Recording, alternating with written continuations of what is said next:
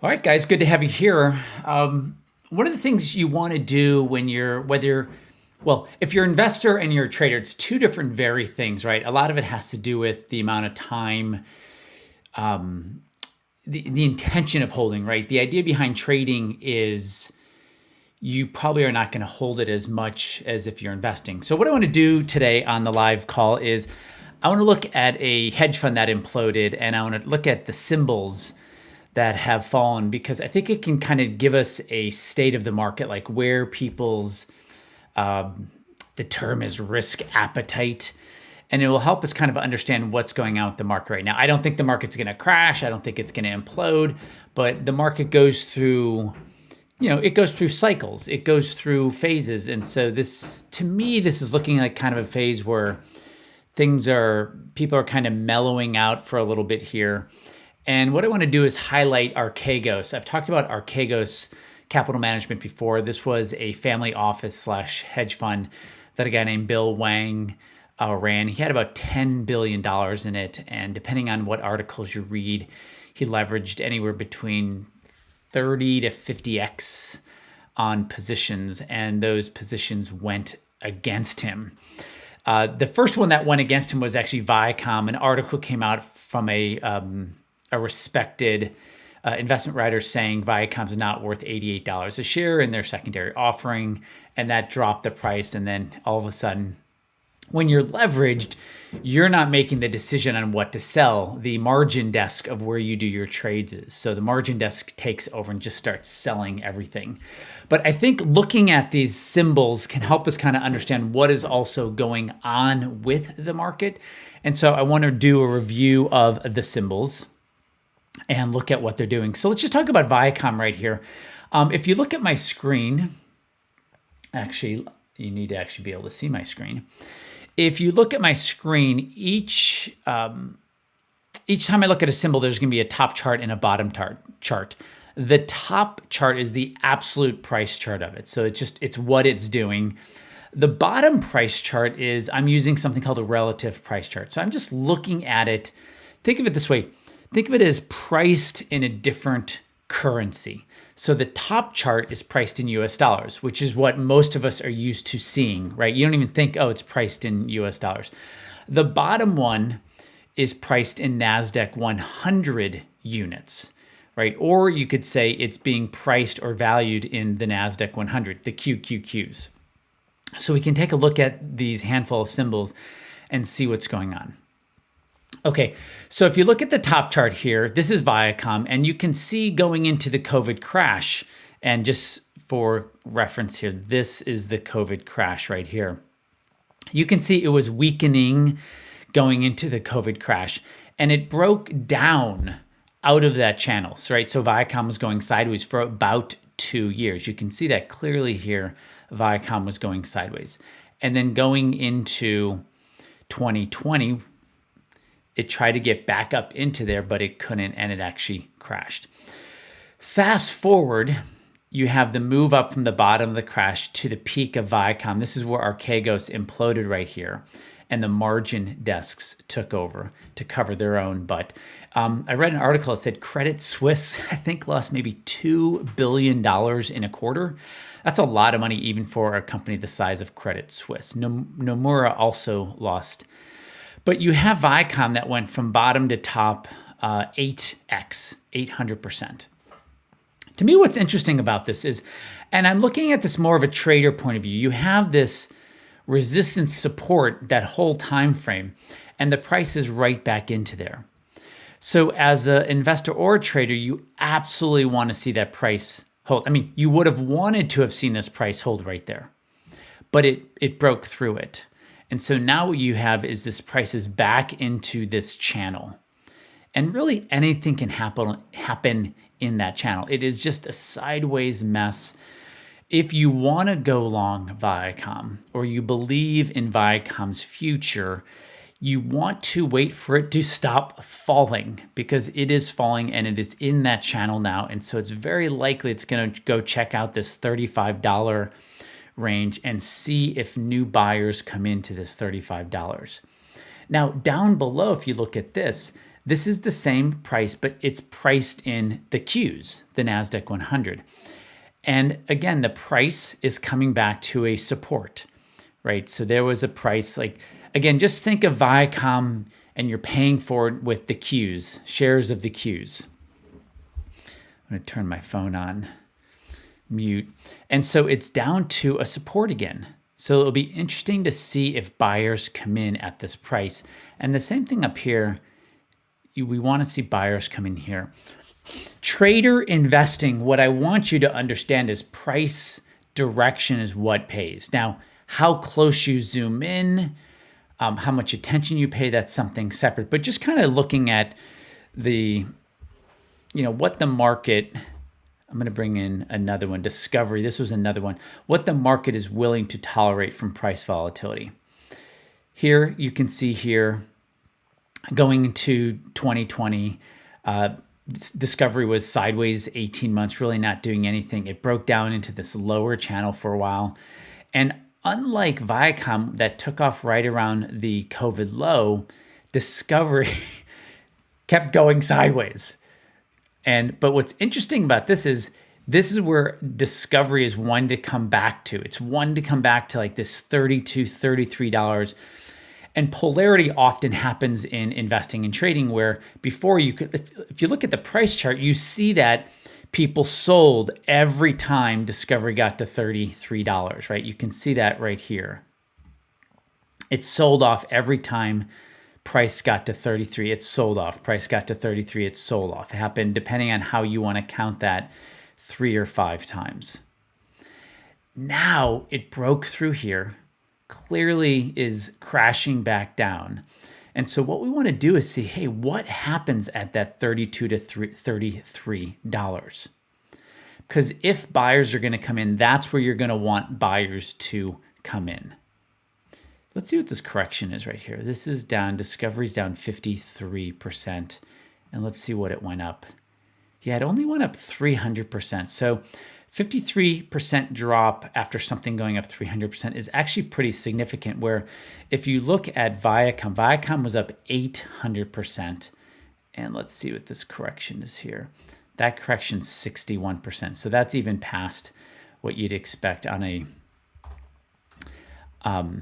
correction. What I'm pointing out is when a symbol goes up 5x, 10x, 20x, having a 40 to 50% fall is actually quite normal. Down here, when priced in the NASDAQ 100, you can see that it actually still has some ways to go to find some potential support. So looks like Discovery is going to fall a little bit more. But right now, Discovery's at 36. I think we could expect a 10% more fall to see before we can see if actually buyers come in. Okay, so we've got that. This was another one, VIPS. This looks very different. It was trending up going into 2020. It stopped falling here. And again, we're keeping this really powerfully simple. We are just looking for what is going higher. And so if you look at this price chart from there to there, it's clearly going higher. I just want to quickly zoom out and just see what this looks like. Yeah, so this is interesting, right? So this is its lifetime high right here. I looked at this chart prior to starting this, but this is its lifetime high. So it broke above, and that is strength. And you can see it's fighting now to get back there. And I'm going to zoom in here. This range right here, guys, is $28 to $30. To me, this looks much more promising than Viacom and Discovery, right? Because it was just cranking going into 2020, all through 2019. I mean, look, 2019, it was up 150% in 2019. And then in 2020, it was up another 100%. And it had bottomed, like I said, here in November in 2018. So whatever VIPS is doing, it's working. Broke out to new lifetime highs, got caught up in this Bill Wang Archegos implosion, but this looks so much stronger. I'm bringing this up for a couple reasons. And let's just set aside whether you invest or you trade, okay? You want to buy symbols that are doing what you want them to do, not what you hope they do or what you hope they do one day or what you would like them to do someday in the future, but you want to buy symbols, okay? Whether it's for investing or for trading, okay? Now, you want to keep this powerfully simple. You want to find symbols that are already doing what you want them to do.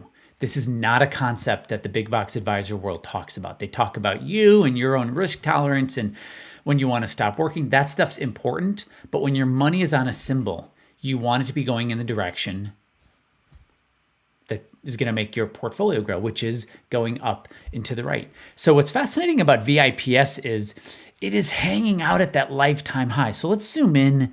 Actually, let me just go back. We should be able to get, so that $28 to $30, 20, that's where it is right there. Dipped below just a little bit, but it's right in there fighting, right? You can see the bottom range of that 28 to 30. Buyers came in and said, yeah, I'll buy some VIPS. So of the three symbols we're looking at, and we've looked at with that got caught up in the Archegos implosion, VIPS is looking the best so far. Now, the buy signal would be a break above 30, right? Because that was its old lifetime high. So you're looking for a moment where price tells you, because that's what you want. You want price to tell you to get in, right? Not your emotions, not your knee hurting, but you want price to kick you in. And so that's what we're looking for with VIPS, is to have price kick us in. Okay, let's look at a couple other symbols that got caught up in this. Here's one, Tencent Music Entertainment, TME. It's a newer IPO'd company. Same idea here is it broke its old lifetime high. Let's call it $19 for easy math. Now it's back within kind of that mess, right? Now it's in this range of battling to get above. If you wanted to be long, now this is a younger publicly traded company, but a couple of things that are interesting. It's not down and out yet. It's back into where the buyers and sellers were fighting of control. And you can see once it broke above $19, it took off. It took 3 times to get past 19.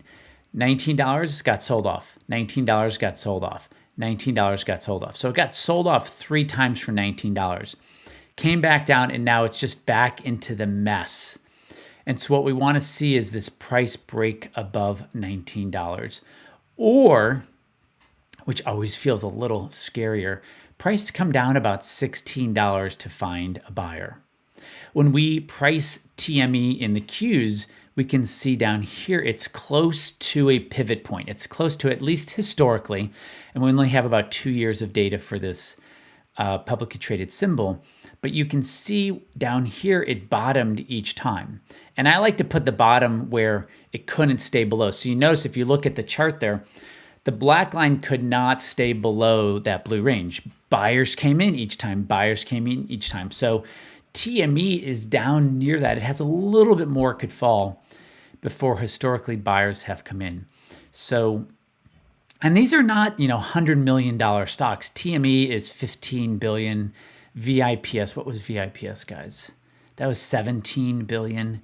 Viacom and Discovery are bigger. So they're bigger stocks.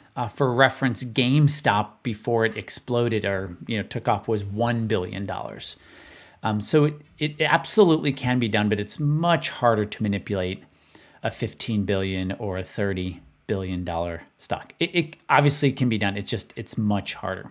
So TME was another one that got caught up. BIDU was another one that got caught up. This one looks a little messier. Here's its old highs over here. If I zoom out, I just want to see. Yeah, so let's just say these are its old highs that it couldn't get above. And so this is below that. So Baidu actually looks worse. Now, this is a $60 billion market cap symbol, but this looks much weaker than VIPS, Viacom, or Discovery. So this may be because, and VIPS may be a Chinese company too, but Baidu for sure is a Chinese company. So this doesn't even, this looks worse. And then down here, when you price it in the NASDAQ 100, it's kind of near that polarity point where the bulls and the bears, the buyers and the sellers are really fighting it out to figure out who has the strength. So that one doesn't look as good. Let me just look at maybe one more. IQ. This one caught my attention before too, because The risk and the reward is pretty defined by this, right? You can see down here, historically, it has stopped falling.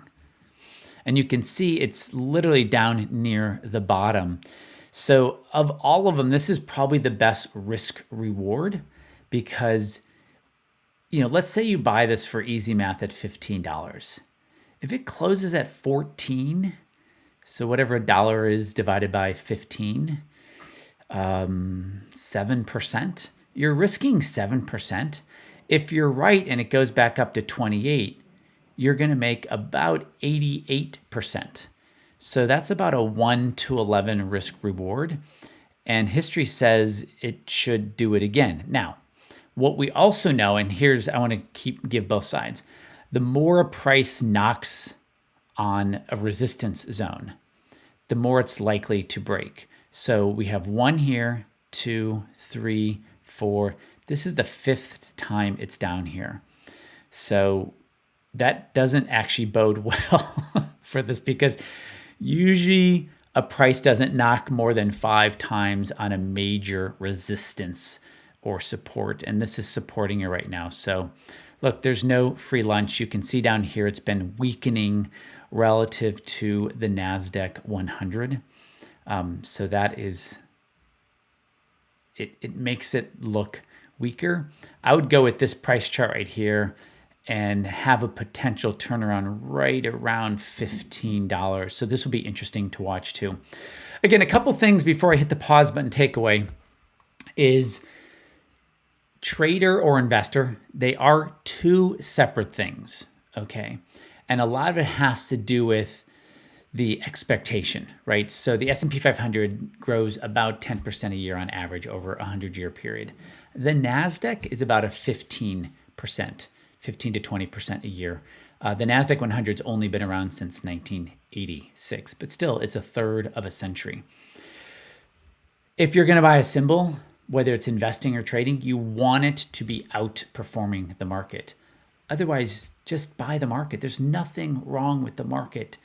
95% of everyone cannot beat the market if you include dividends over any 5-year period. So you start at the front of the line. If you guys are curious and if you like this video, you're going to love my free training. It's called Clarity and Control. The 2 things people have told me over the last 2+ decades of working with investors who want to be better is they want clarity over their money. They want to know what to, they want to know what's real. Like what's the thing that's really going to work? Not who I like or how they present it or how they frame it, but what really matters, which one's going to work. They want that clarity. And the others, they want control back over their money, especially as you get older and your income starts to go away because you're going to stop working. You really want to know you have control over that saved and accumulated money. Clarity and control. You're going to love the course if you like these videos. Thanks guys for being in my world. I appreciate you and I will see you on the next video.